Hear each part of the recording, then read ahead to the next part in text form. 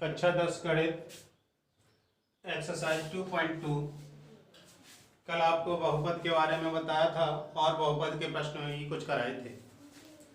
अब यहाँ पर देखते हैं द्विघात बहुपद जो होता है उसका व्यापक रूप। द्विघात बहुपद का व्यापक रूप या मानक रूप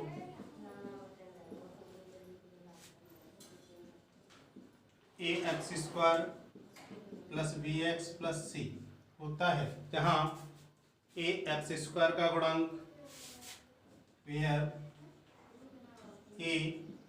ax² का गुणांक और b x का गुणांक तथा c अचर पद है। ax² का गुणांक है, b x का गुणांक है और c अचर पद। कल आपको इसके शून्यकों के बारे में बताया था। यदि एक घात का बहुपद है तो उसके शून्यक 1, दो घात का बहुपद है तो उसके शून्यक 2 और तीन घात के का बहुपद है तो उसके शून्यक 3 होते हैं। तब जो द्विघात बहुपद के शून्यक 2 होते हैं, इनको ग्रीक भाषा के अक्षर अल्फा और बीटा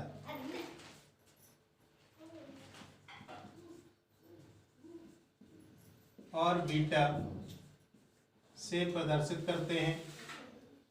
यानी ग्रीक जो द्विघात बहुपद के जो शून्यक आते हैं उन्हें दो शून्यक प्राप्त होंगे, एक को अल्फा कह देंगे, दूसरे को बीटा। तब शून्यकों का जो योग होता है, शून्यकों का योग बराबर होता है -b/a। दूसरी भाषा में कहें या ऐसे लिख सकते हैं, b जो है वो x का गुणांक है तो -x का गुणांक बटे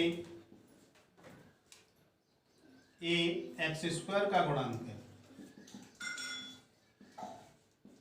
दो बातों से या तो -b/a कह दें या -x का गुणांक बटे x² का गुणांक कह दें। ये योग होता है, योग को अल्फा प्लस बीटा भी कह सकते हैं या सीधा योग लिखते हैं शून्यकों का योग। ऐसे इसका जो गुणनफल होता है इसे अल्फा इंटू बीटा कहेंगे। अल्फा इंटू बीटा या गुणनफल बराबर होता है c/a। इसे लिख सकते हैं c है अचर पद बटे a है x² का गुणांक।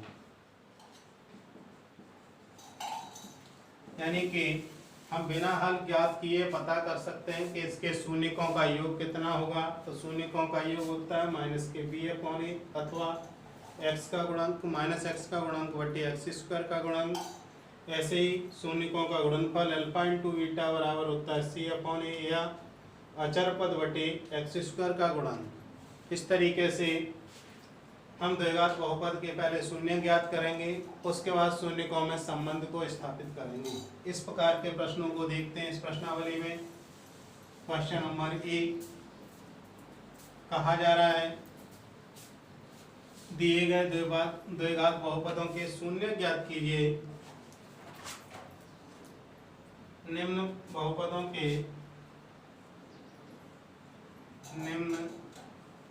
द्विघात बहुपदों के शून्य ज्ञात कीजिए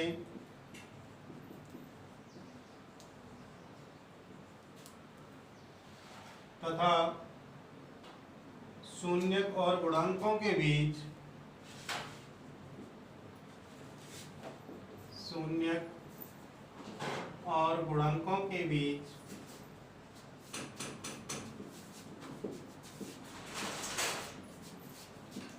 संबंध स्थापित कीजिए या संबंध की सत्यता की जांच कीजिए।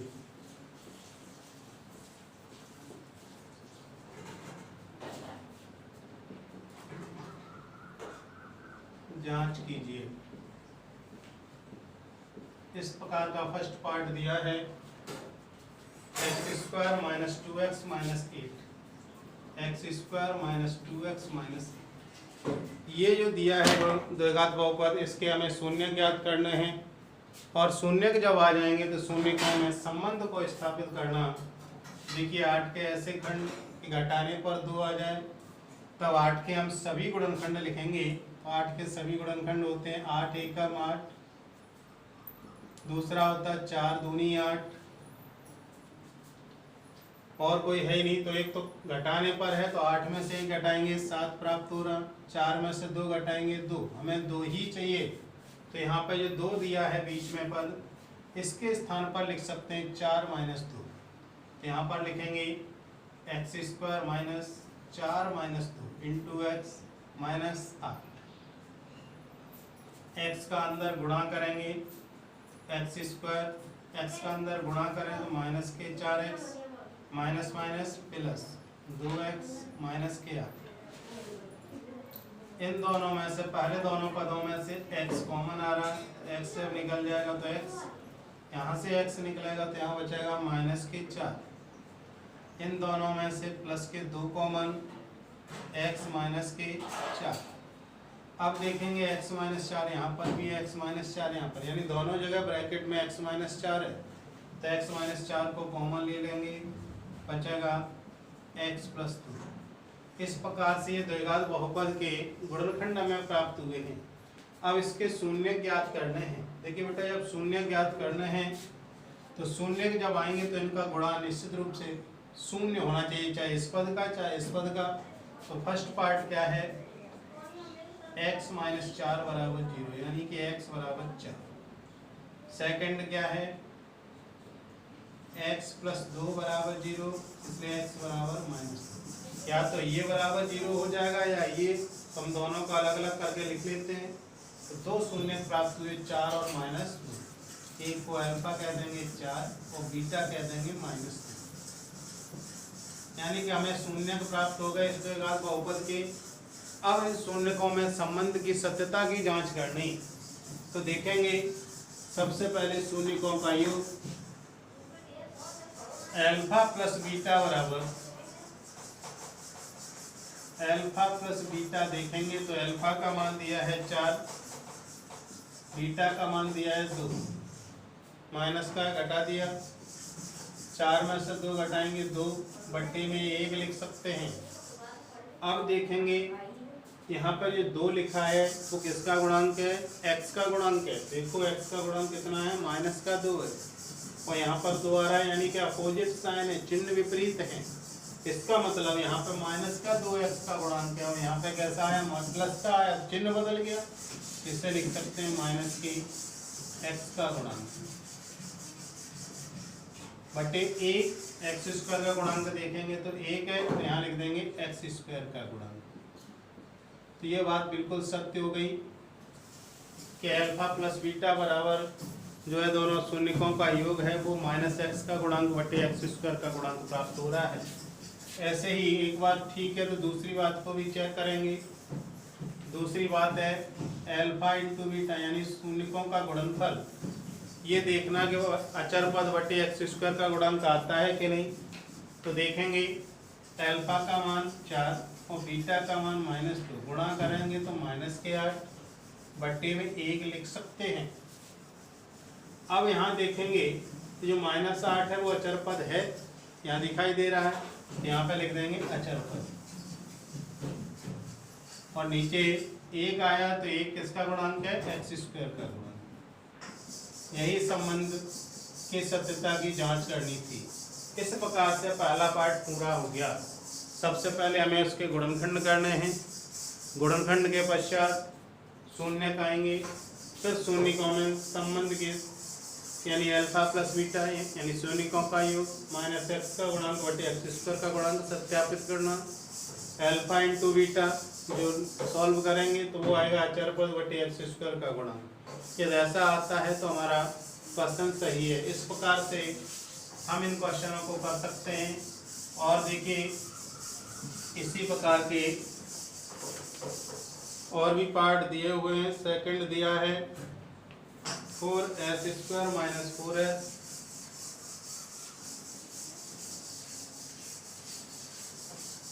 सेकंड पार्ट है इसका 4s square minus 4s plus 1। अब यहाँ देखेंगे इसका 4 और 1 का गुणा करेंगे तो 4 आएगा। 4 के ऐसे खंड के जोड़ने पर 4 आ जाए तो 2 दूनी 4, ये हो जाएगा 4s² माइनस के 4 की जगह 2 + 2 लिख सकते हैं इंटू s + 1।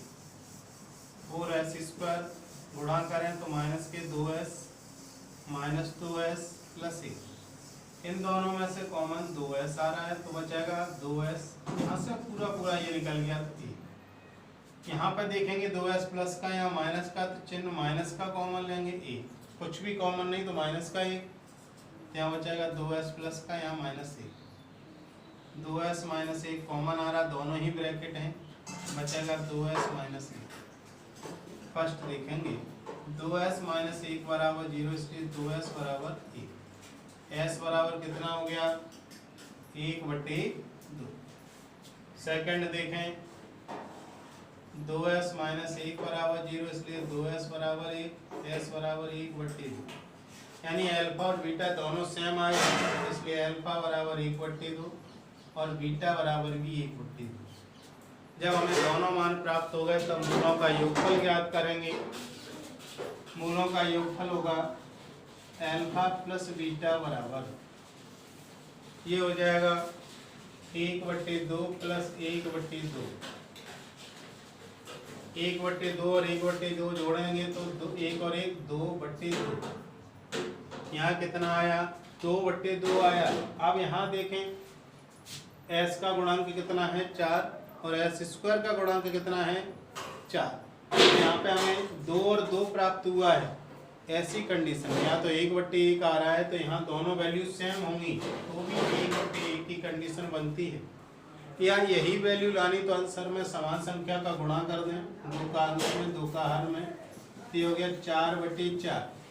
यहाँ देखेंगे s का गुणांक माइनस का है तो यहाँ लिख देंगे माइनस, यहाँ प्लस का है तो -s का गुणांक बटे s² का गुणांक, ये सत्य हो गया। सेकंड इसका निकालते हैं अल्फा इंटू बीटा। अल्फा का मान 1/2, बीटा का 1/2, गुणा करें तो 1/4। अब देखेंगे एक जो गुणांक है वो अचर पद है और 4 गुणांक है वो s² का है। अचर पद बटे s² का गुणांक, तो ये भी सत्य हो गया क्योंकि यहाँ -4 आ रहा है वो s का गुणांक, यहाँ पर प्लस का है तो हमें s² का ही गुणांक लिखेंगे।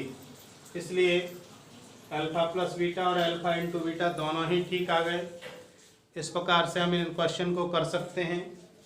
इसी प्रकार के कुछ क्वेश्चन और देखते हैं। इस क्वेश्चन में दिया है थर्ड पार्ट s का, या कुछ होमवर्क में लिख लेते हैं।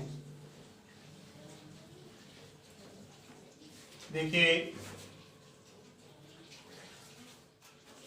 होमवर्क में कुछ क्वेश्चन आप घर से करेंगे। थर्ड पार्ट है इसका 6x² - 7x - 3। 6 या 18 के ऐसे खंड घटाने पर 7 आ जाए तो इसे लिख सकते हैं 6x² - 9 दूनी 18 इंटू x - 3। अब तो इसके गुणनखंड करके सॉल्व कर लेंगे। ऐसे ही छठवां पार्ट दिया हुआ है 3x² - x - 4। 4 और 3 का गुणा 12 के ऐसे खंड के घटाने पर 1 आ जाए, 4 3 12 यानी कि 3x² - 4 - 3 इंटू x - 4। ऐसे ये दोनों पार्ट आप घर से कर लेंगे, थर्ड और फोर्थ, थर्ड और 6। अब आपको हम बताते हैं फोर्थ पार्ट। कभी कभी ऐसी कंडीशन भी बनती हैं कि जिसमें 3 पद नहीं है लेकिन द्विघात बहुपद होता है। जैसे फोर्थ पार्ट दिया है, ये दिया 4u² + 8u।